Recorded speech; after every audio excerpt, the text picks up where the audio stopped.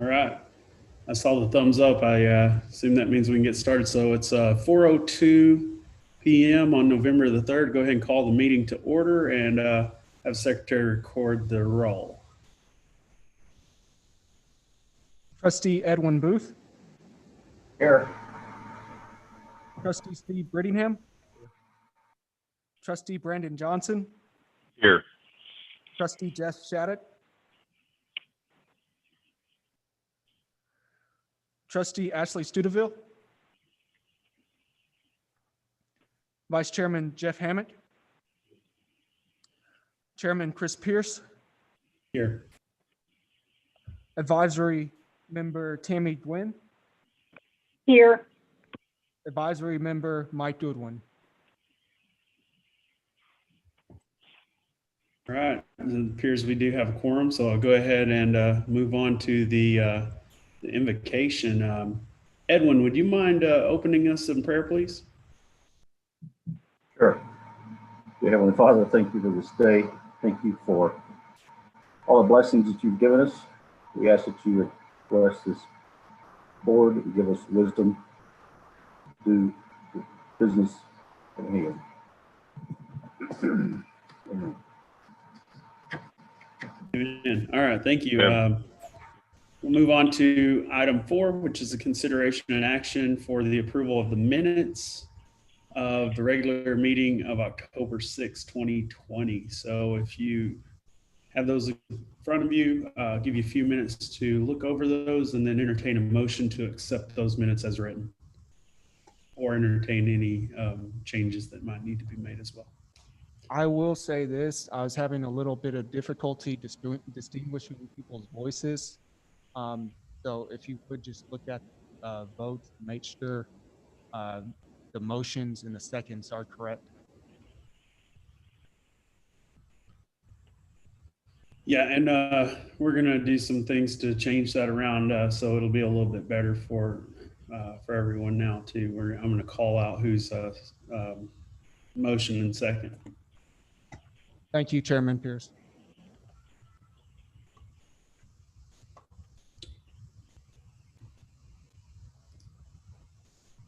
I'll second. Trustee Edwin Booth. Yes. Trustee Steve Brittingham. Aye.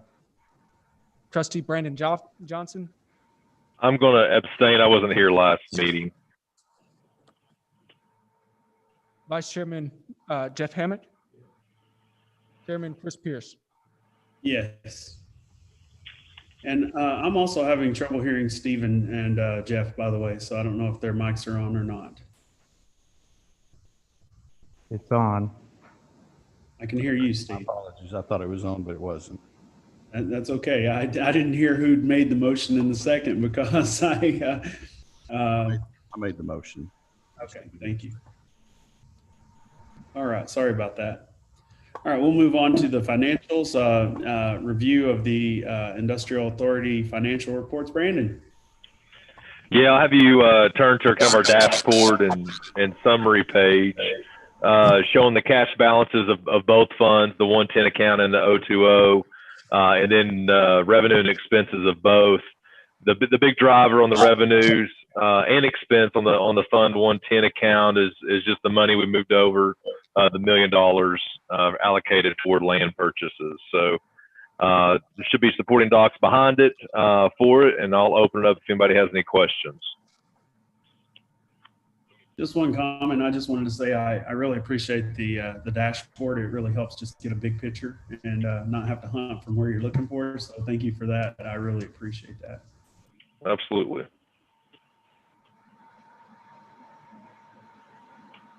there any questions about the financials? Hearing none, we'll move on. Move to item 6, which is consideration and action for the Durant Industrial Authority claims. So I think there's something on the page there.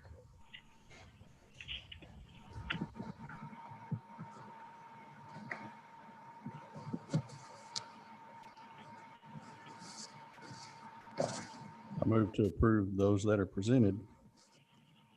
Jeff's got a motion on the floor. Need a second. Second. All right, second by Steve Brittingham. And Secretary, record the vote, please. Oh, I'm sorry. Yeah, that's right. Trustee Edwin Booth, Yes. trustee Steve Brittingham, Aye. trustee Brandon Johnson, Yes. vice chairman Jeff Hammett, Yes. chairman Chris Pierce. Yes. All right, we'll move to item 7, consideration and action for the 2021 meeting dates. Lisa, do you have an update on that for us? We need to file the meeting dates for 2021 with the city clerk. Lisa, I cannot hear you. I'm sorry. Is that better? Can you hear me? Barely. On. You come to the front. That might be best.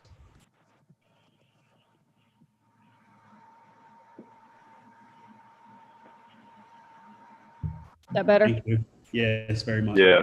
Thank you.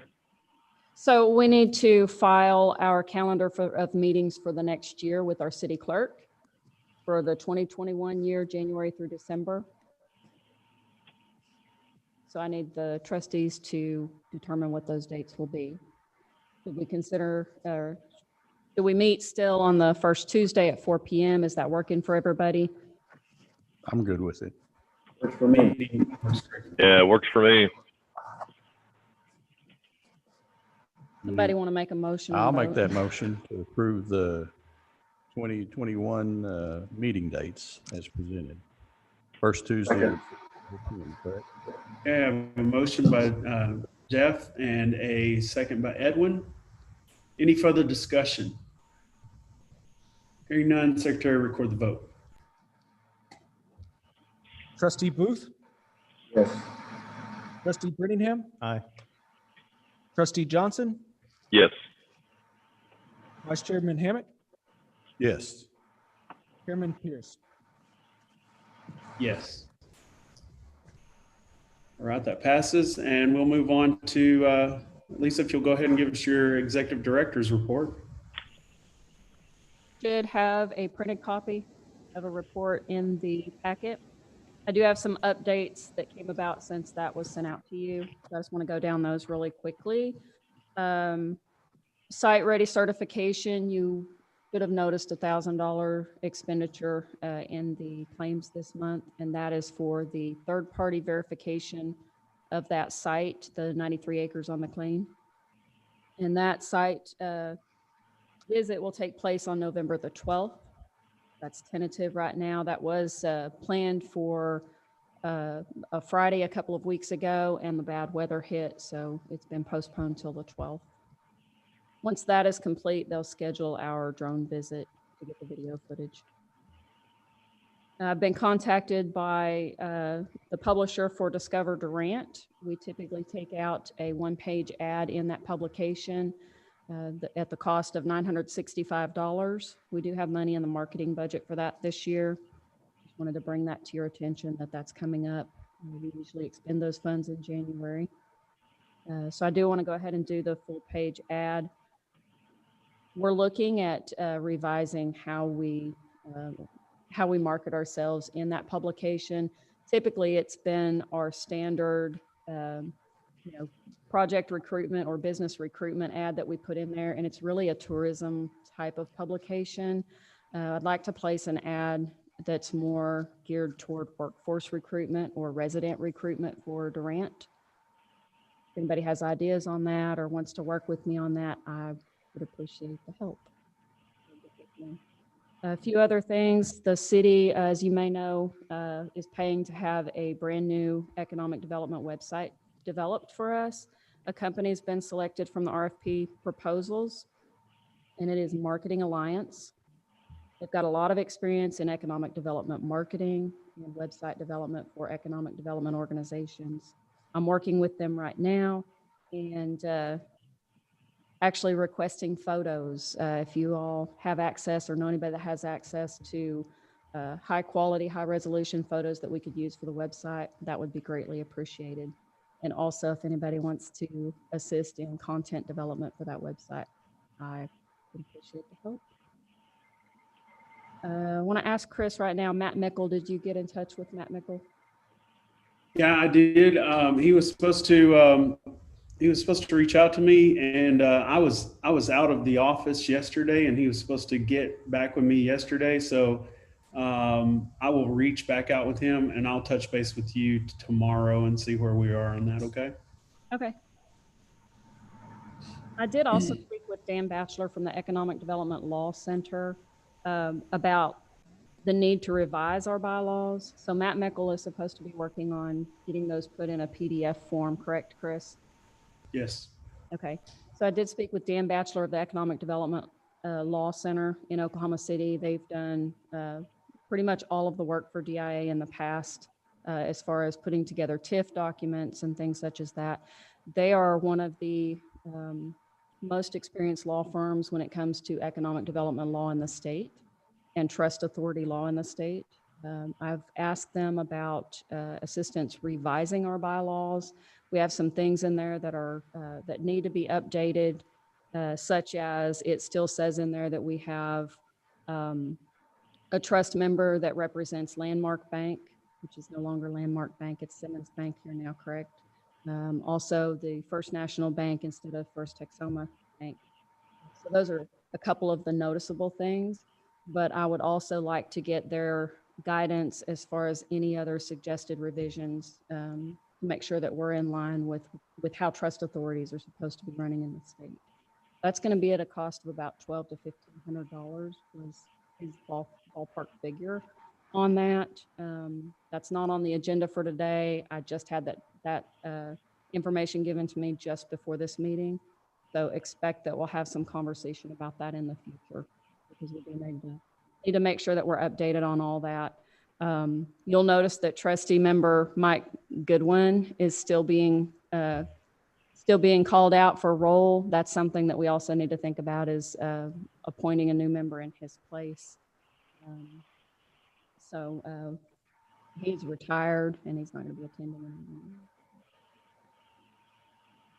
Oklahoma Southeast, I'm not sure if any of you are familiar with Oklahoma Southeast. It's our Southeastern Oklahoma Economic Development Organization. They do some recruitment events for new business in the state. They've got a website that they've developed, and they have partnered with CGI, which is an organization or a business out of New York that comes out and does a welcome video of your community.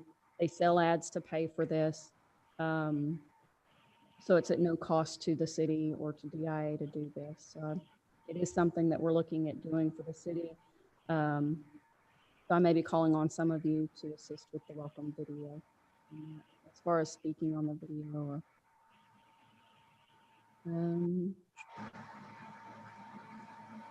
Airport Authority, just an update because I do serve on the Airport Advisory Board representing DIA. We are looking at doing a master plan in 2021. So lots of work going on there as well. You know, I've mentioned to you in the past that I would like for us to do some partnership with the Airport Authority and do some manufacturing, aviation related manufacturing development out on the airport property. So the master plan will help guide us in any decisions that we'll be making on that. And I think that's a lot. That's all I have. Any questions? I do have one quick question on Mike's placement. Does it need to be somebody from Kiamichi? It needs to be someone from educational sector, I believe. And Mike has been replaced. Lane, can't think of his last name. I've met him. He came from Hugo, from the technology center there. But it is something we need to think about. Do we want someone from the technology center? Do we want to rotate to another educational institution? We'll be thinking about that. And I don't know how y'all want to handle that. If it's because you vote on that member, I'm not sure if you get a nominating committee or that's something I've not found spelled out in the bylaws yet.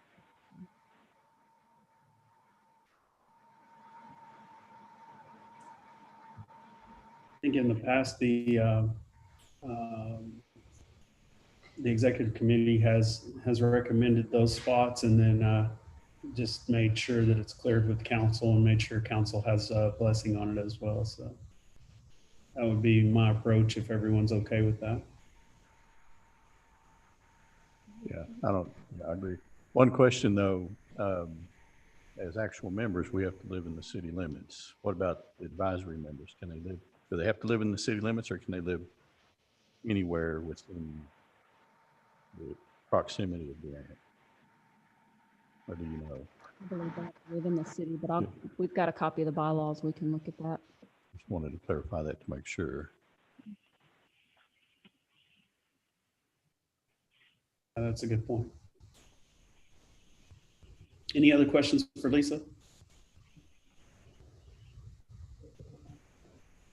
All right. I don't think we have any new business. So let's see. Any new business that